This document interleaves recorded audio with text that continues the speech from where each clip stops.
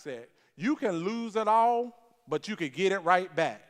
That goes back to week 1 when we talked about our mindset. Once you are a winner, guess what? You're going to always find a way to win. Winners find ways to win, and losers going to do what? Find ways to lose. Joseph, even though he was sold into slavery, he became the trusted advisor of Pharaoh. So he used his interpretation skills to profit him. And then he stored up grain and then sold it during the famine. So when people got hungry, he was making money. Y'all hear me? Lydia, that's right, women in the Bible. Lydia was a successful businesswoman. She sold purple linens, very expensive, purple linens. And you can find that in Acts 16 and 14. So the crazy part about it, guys, you can love God with all your might. You can tithe, you can give your 10%, and you still can struggle financially. Some people think that because I'm struggling financially, that means that God, the favor of God is not on my life, and that's the furthest thing from the truth. Because I don't know about y'all, if I got breath in my body, God still has time to do a miracle in my life. I don't know about y'all, that's the way I feel. So what should I do? I'm going to go ahead and address the pink elephant in the room, because some people are like, well, everybody can't own a business. I don't really subscribe to that, but I ain't going to argue against it. But what should you do if you don't want to own a business? Support a business. We're going through Black History Month right now, and money circulation, right? Money circulation is the best indicator of wealth creation and economic viability within a community, okay? Y'all check this out. Money stays in the Jewish community an estimated 20 days. In the Asian community, 17 days. In the Black community, it's estimated to stay in our community 6 hours. By the time we get our check, we give it to everybody else that owns the houses. We give it to the rent man. We take it down to the local appliance shop that we rent to own them stuff. Y'all tracking what I'm putting down? So it was crazy. So one of my staff at our company. So we was talking one day, and she got paid. Now we do financial services, right? So my assistant, she was like, yeah, well, I'm going to go down and talk to Edward Jones about some investments. I said, I guess this be your last check. Your salary is a part of my commission. So you mean to tell me you're going to take the money that I pay you and not even give me the opportunity?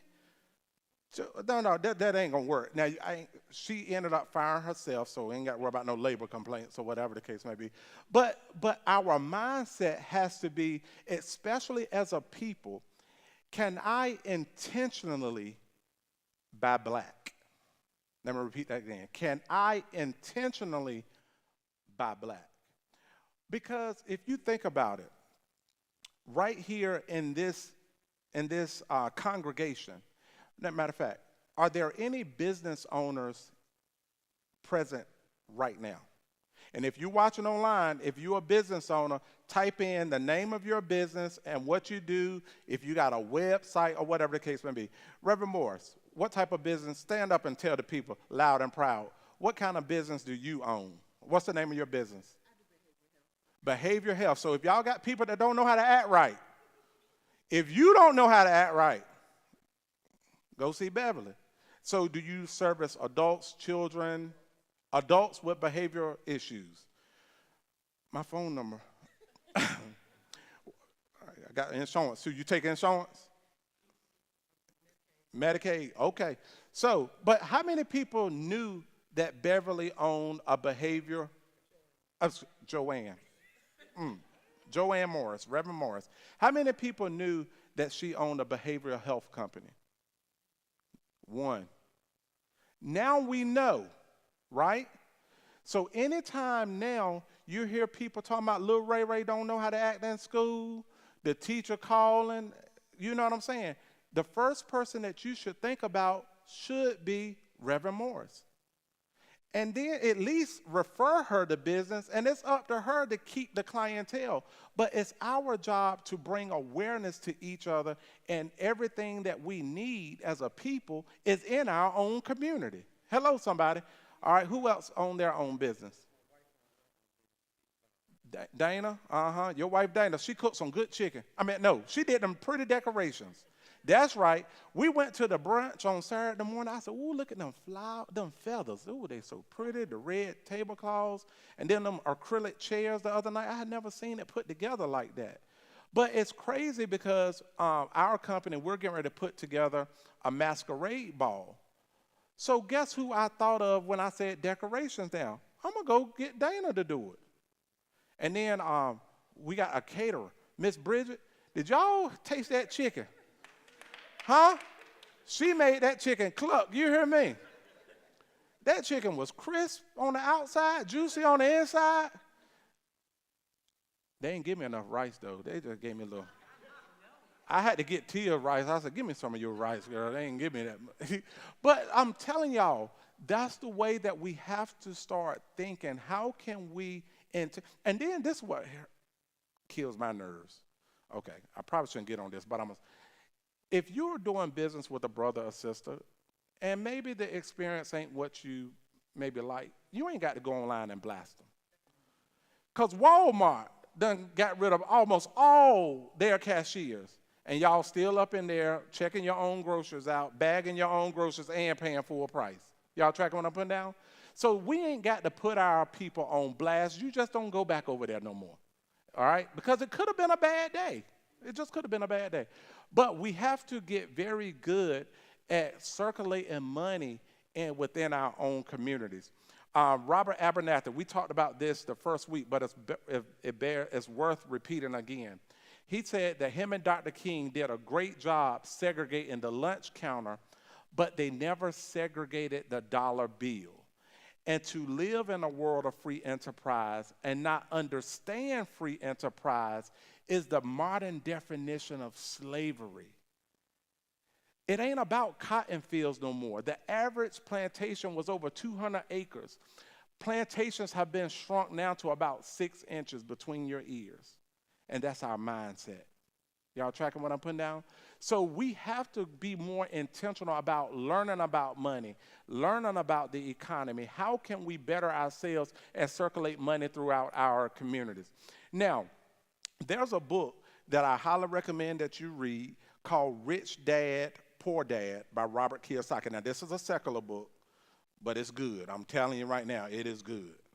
All right, and in this book, the subtopic of that book says what the rich teach their kids about money that the poor and the middle class do not. So the subtopic alone got me. So I read this book a little over probably about 15 years ago. I had a bachelor's degree, an MBA. I had already been working in banking. But when I read that book, Josh, it shook the foundation of everything that I had been taught about money. So I highly recommend y'all read it. But in this book, Robert Kiyosaki talks about 4 ways that we produce income. Number 1, we are an employee, right? We all have been an employee at some point. And I am not bashing jobs. I do think jobs are good. It's going to teach you discipline, how to get somewhere on time, and, you're going to learn some skills along the way. But, I'm not against jobs, all right?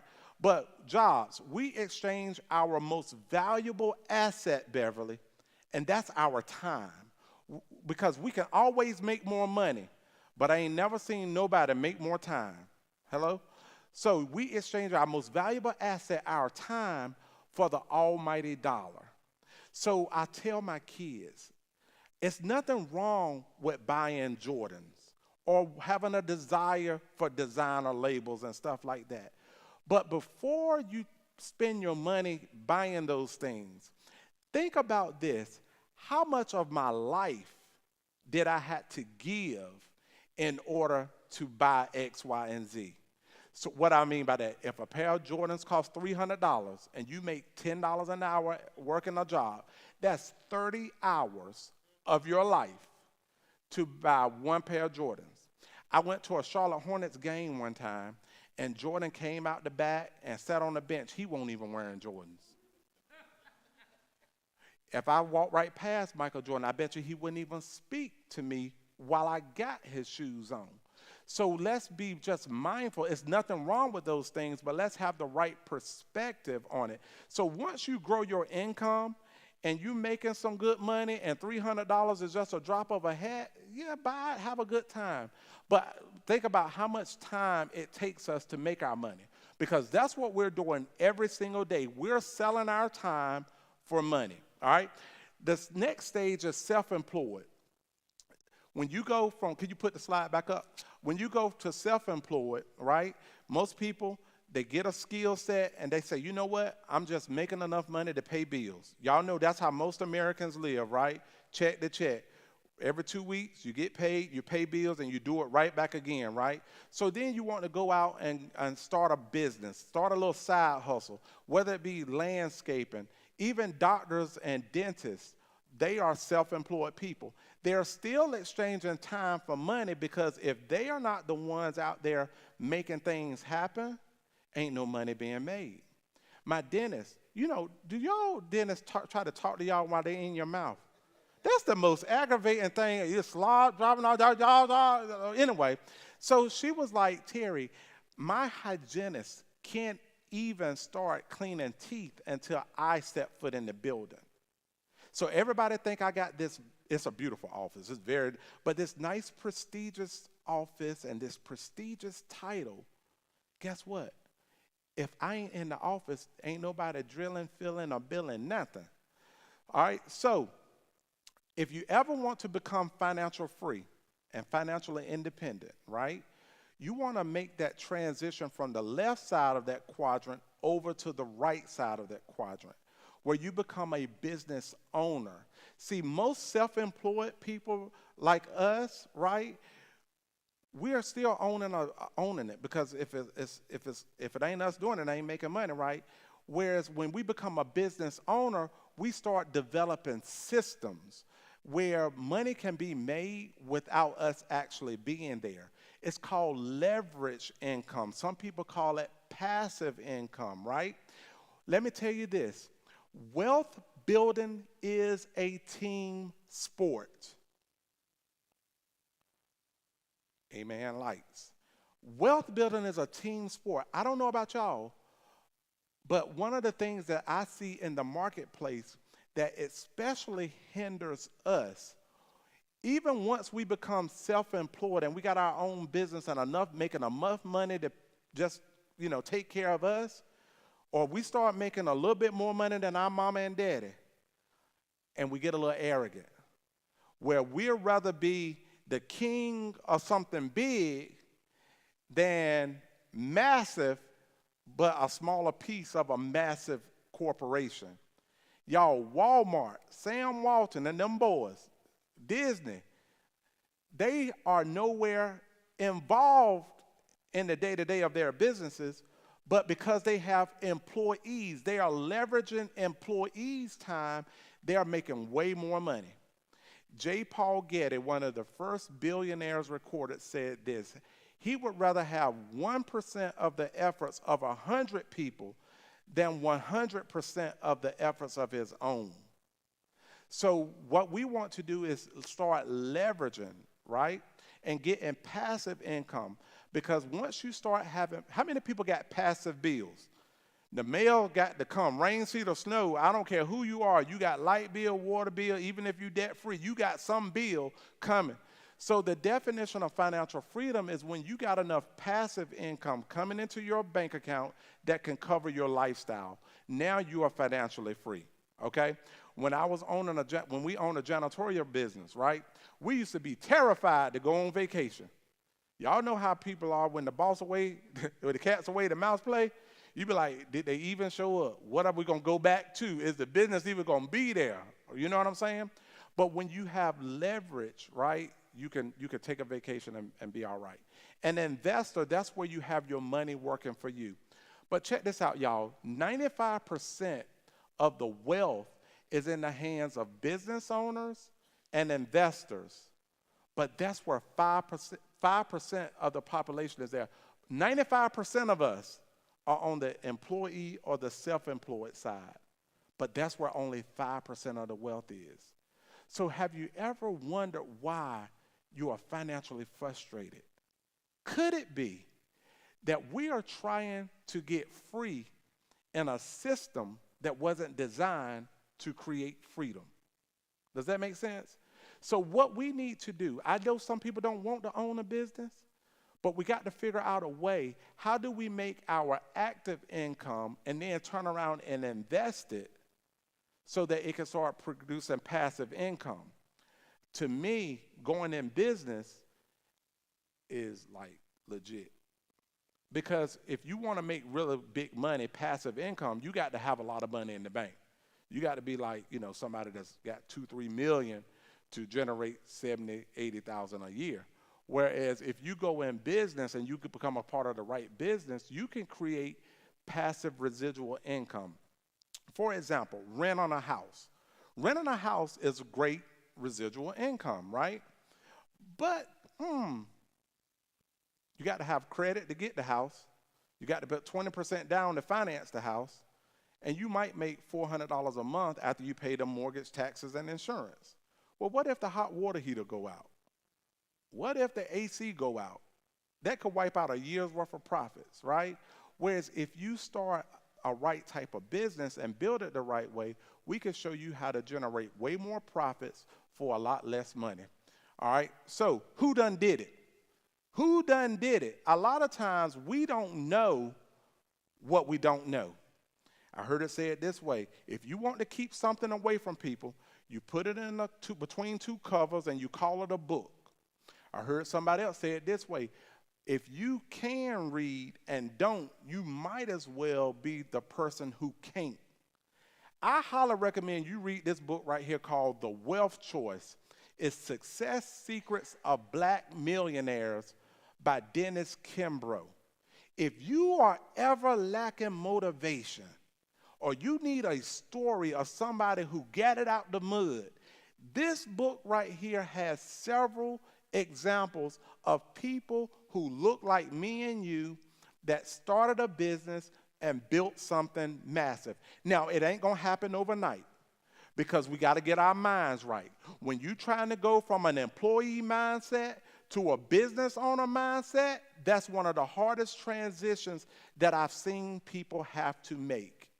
It's very lonely. It's very isolating. It is a freaking grind. I probably shouldn't have said that word. I did good, though. All right. But that's the truth. It ain't going. True wealth is not built overnight. We have to change our root in order to change the fruit. Y'all remember we talked about that the first week? So it's a different mindset when you are an employee versus when you're the boss, all right? So there are 10 black billionaires, and that's with a B, in the United States of America. Did y'all know it was 10? It's 10. Here they go. Tyler Perry is number 10. Tyler Perry, 53 years old, worth $1 billion. I was coaching one of my agents today, and she was like, well, Terry, I don't have a desire to make $1 million a year. I was like, that's cool. But don't think next year you can have the desire and it's just going to happen. People of color, and when I read that book, most people don't become millionaires until they're in their 50s. It ain't that they just woke up 50 and became a millionaire. No, they put blood, sweat, and tears into their journey, right? Number 9 is LeBron James. Tiger Woods. Number 8. Number 7 is Topi Awata, software. He started a software company. This guy, Alexander Karp, he don't look black, but he black. He mixed. Yeah, his mama black. So he got 1%, he black. Software company. Number 5 is Michael Jordan. Michael Jordan, while he made a lot of money playing basketball, where he got really wealthy is owning the Hornets and owning businesses. Michael Jordan, I don't know if y'all know this or not, but his mama If it weren't for his mama, he would have messed up with Nike. His mama said, boy, you better act like you got some sense and go back and talk to Nike. And he went back and talked to Nike, and then he got his deal. When he structured his deal, instead of getting all the cash, he wanted more stock. And eventually that stock is what got him free. And then he told Charles Barkley, when Charles Barkley, see, that's why you got to hang around people that know something. So when Charles Barkley was working his deal with Reebok, Michael Jordan told Charles Barkley, don't take all the cash, get stock. Because the stock is going to be where the lick is going to be made. Jay-Z, listen, y'all say money don't change people. But Jay-Z is not the most attractive. Look at him. And he got Beyonce. Say what you want to say. Money may not make you look prettier, but it sure make you easier to look at and get along with. $2.5 billion. He started out rapping, but then he got into business, selling alcohol, clothes, building his own record label, right? Oprah Winfrey, worth $2.5 billion. She's 69 years old. I ain't know Oprah getting up there, ain't she? Number 2, David Stewart. He owned an IT company, worth $6 billion. These are people that look like there are probably millionaires that's walking amongst you and you wouldn't even know it. Robert Smith, $8 billion. But listen, guys, we have to make sure that our young people, speaking of young people, and my cousin George was talking about young people last week, a lot of times our young people think the only way that they're going to get a lot of money is if they can rap real good, if they can shake a tail feather, if they can run that ball. Let me tell you what I tell my sons about that ball. You can have dreams to get to the NFL, and I'm not knocking that. But what I want you to do is make sure you use that football and don't let that football use you. Y'all tracking what I'm putting out? So we need to start having these conversations with people because I don't care how good they are. Eventually, they're going to get to a point where they can't run that ball and they can't tackle. Their knees going to get bad on them. What's your plan B? We ain't knocking your plan A, but what's your plan B, right? And the cool part about it is this right here. If you want to get rich in athletics or entertainment, there's very limited spots. I don't care who you are. Everybody can't be Beyonce. I even got me a fan one time and cut that box fan on, and I put on one of Tia wigs and got in front of the fan, and I just let it rip. But it wasn't the same thing. Y'all tracking what I'm putting down? Listen, there are only 55 spots on the NFL roster, right? In business, there are unlimited opportunities for people to make money. Y'all tracking what I'm putting down? You can be a millionaire in business and nobody would even know, wouldn't even blink an eye. In our business, like in financial services, if you're making $100,000 a year doing what I do, that's cute. Like ain't nobody making, like you are very insignificant. That's how big business is, y'all. All right, so 5 reasons why almost everybody should own one. Number 1, lower your taxes. The tax code in America is not designed for employees. It is really designed for business owners, okay? There's a book right here called, now I'm not a CPA or a tax professional. You better talk to yours, right? But I talk to mine quite often. When you go in business, I don't care if it's a home-based business that you just start today. There are things that you are spending money on right now that you're going to do it regardless, like pay your cell phone bill, right? You got that cell phone bill. But when you're a business owner, that cell phone bill is not just your personal phone, that's your business phone. Now you can write that off. You get your little office set up in your house, right? Now a portion of your light bill based on the square footage, you can write that off. Your gas bill, your infinite, that's what I said, infinite, your internet bills, you know what I'm saying? So there are plenty of tax write-offs. When we fly, and we fly first class, like we got, okay, when you're in business, right, this is the way you got to be thinking. Well, I'm making the money. The question is, how much of it am I going to get to Uncle Sam?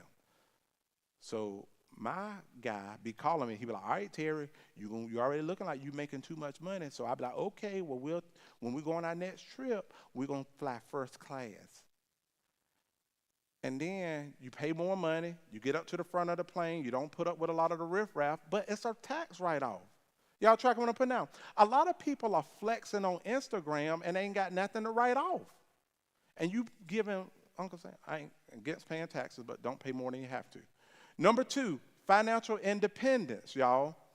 It is stated now, by the time 95% of Americans, by the time they get 65 years old, are still dependent upon the government or their church to help take care of them, right? I don't know about y'all, but I want to try to be free. Some people are like, well, the government ain't taking care of me. Well, what is Social Security? What if they take Social Security away, Now, I don't think it'll ever go away, now, to be clear. I don't know what president, Republican or Democrat, will allow Social Security to go away under their watch. But I want my Social Security to be like that gravy floating over that rice the other night. Y'all tracking what I'm putting down? All right.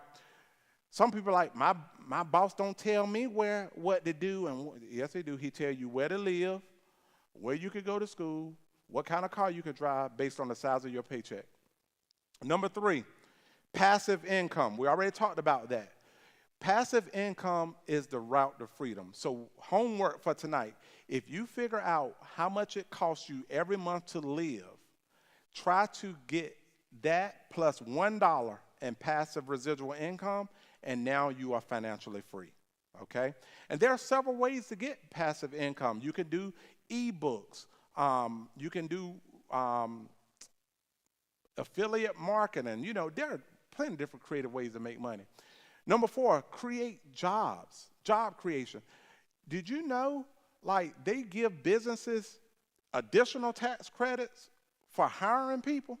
That's why they say small businesses are the backbone of the U.S. economy. The crazy part about it is this right here.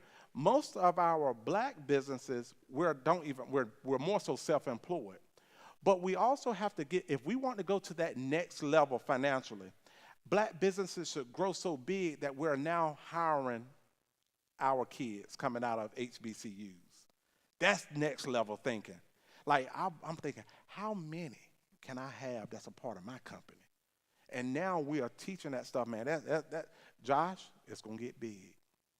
All right? Personal development and growth.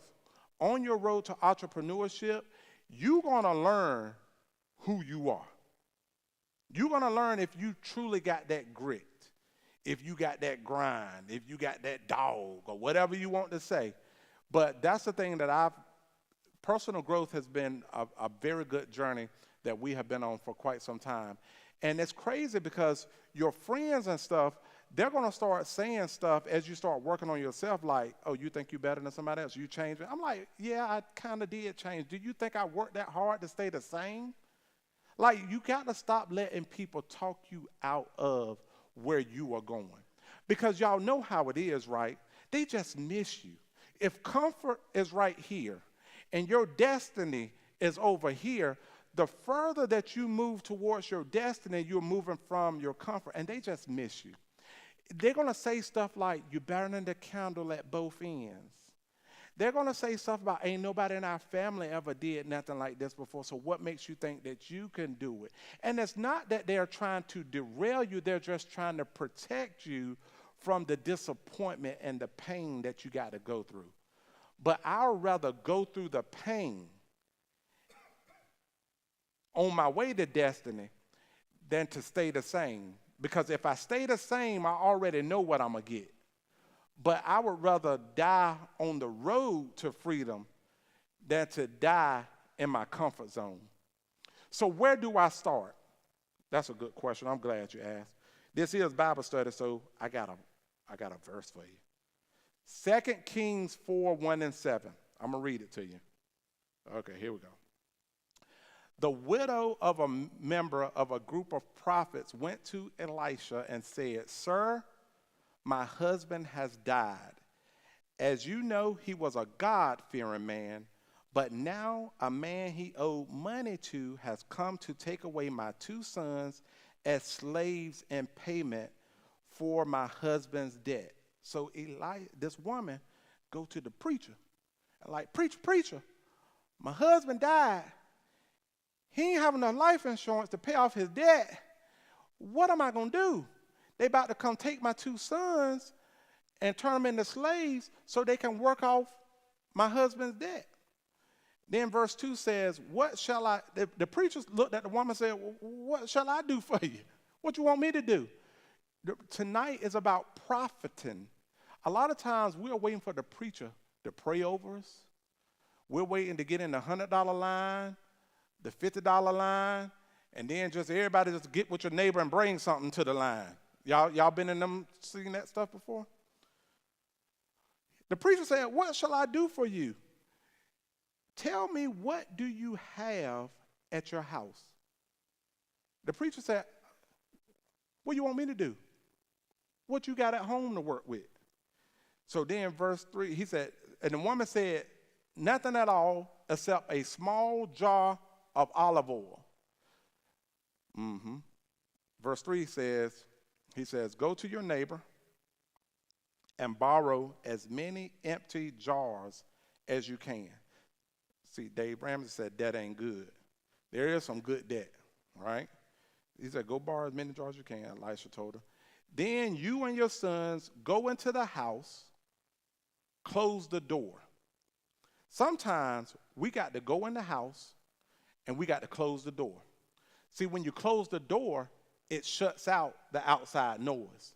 See, most of us are not where we want to be, not because we don't have what it takes, is we just let the outside noise be louder than the inside noise, all right? And then he said, then you and your sons go into the house, close the door, and start pouring oil into the borrowed jars, and set each one aside as soon as it's full. And then, so the woman, she did what the man of God said do. See, a lot of people, you ask for advice, but then you don't act on the advice. So the woman went into the house with her sons, closed the door, just like the man said, took the small jar of olive oil and poured it into jars her sons brought to her. When they had filled all the jars, she asked if there was any more. So they had done borrowed all the jars that she could find, and the oil was still coming. She was like, y'all ain't bringing me no more jars. Where the other jars at? What she thought won't even enough was actually more than enough. So she went to Elisha the prophet, who said to her, now stand on business. Now go sell the olive oil and pay all of your debts, and there will be enough money left over for you and your sons to live off of. A lot of times, guys, we are thinking that we're unqualified. We don't have any skills to start a business. But God is telling you on tonight that everything that you need to get started is already in you. You just got to close the door to the outside noise and get around people who can help push you to your next level. And you're going to have more than enough. The skills that you have, young lady, is more than enough to get you where you need to go.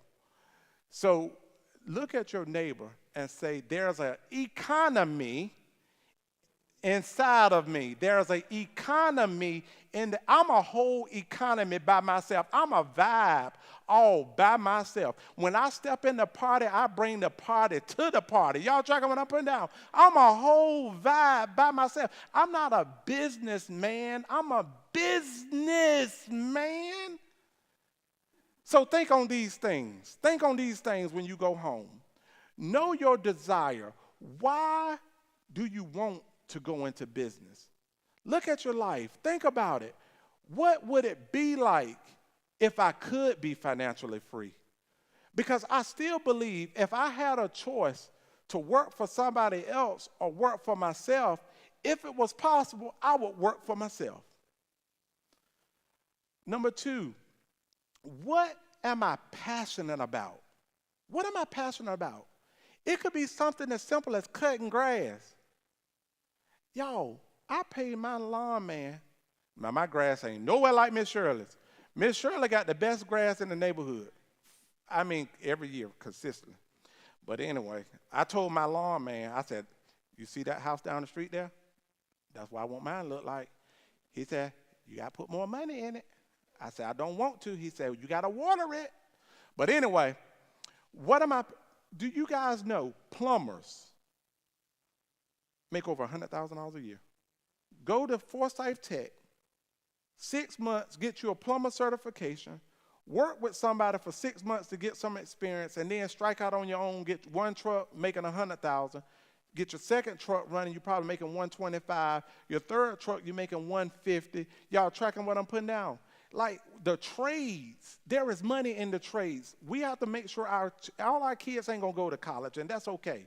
But get you a trade. Electrician, Lord have mercy. The other night, the GFI went out in the garage, and the guy came to fix it. He was there less than 30 minutes and charged me $200. I was upset, to say the least. But guess what? That's his business. He spent years to get good to be able to do it in that short amount of time. So I had to stop hating and just pay the man his money because I wanted the electricity too. Number 3, what need can I meet? There are people, like right now, we have an aging population. There is money in just sitting with old people. Just sit there.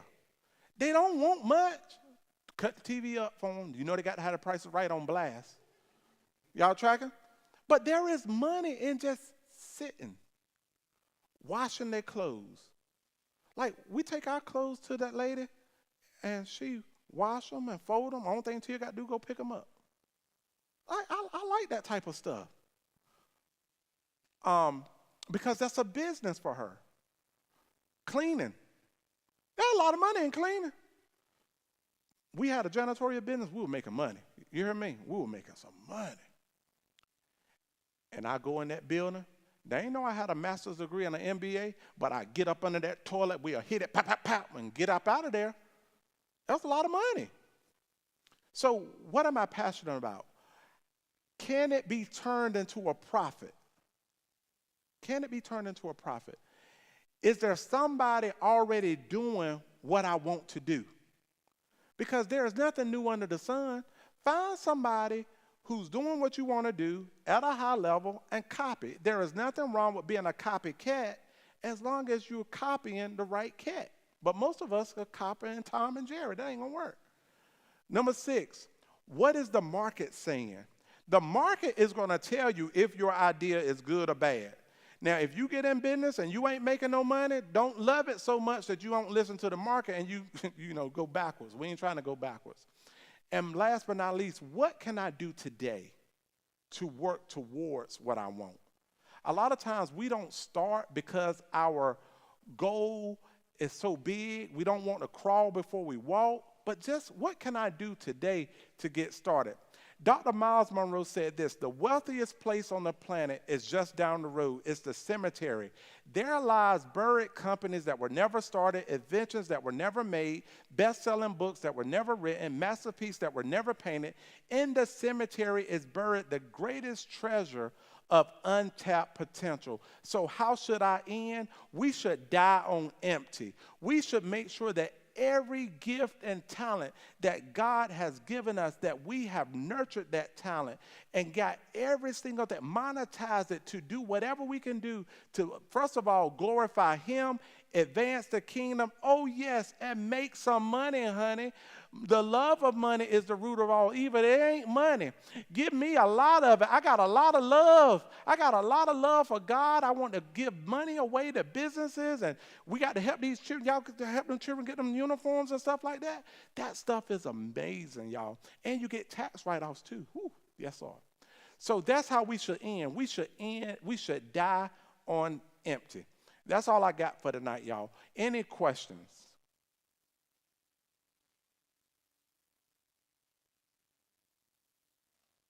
All right, next week is our last week. So we've been on a journey. The first week, we talked about getting our minds right. A lot of times we don't have a money problem, we got a thinking problem. So we talked about that, right? The second week, we talked about making sure that you protect your family. Make sure that you have proper life insurance in place so that not if you die, but when you die, you are making sure that you are leaving an inheritance to your children's children, right? The third week, this week, we talked about starting a business because you cannot save your way to wealth. You have to out-earn it. You have to increase your income in order to get out of debt and to better yourself. A lot of times, start a job, work your job, but get you a side hustle. Work for the man during the day, work for yourself at night. And the fourth key and pillar to wealth building is home ownership. And we're going to talk about the power of home ownership on next week, the barriers to home ownership. Did y'all know that there are programs right here in Forsyth County that will give you $15,000 towards a down payment on a home? Right here. $15,000. Only thing you got to do is just go to these little classes for like 6 weeks. And then at the end of 6 weeks, you go buy you a house. Like, home ownership is one of the foundations of wealth creation. So we're going to talk about that on next week. So with that being said, we're going to go ahead and close out in prayer. Dear Heavenly Father, we thank you for today, God. We pray that your name was glorified in all that was done on tonight, God. We thank you that our eyes were alert and our hearts were attentive. And, God, that we leave out of this building not the same as we entered. God, we just thank you for all things in Jesus' name. Amen. All right. Good night, y'all.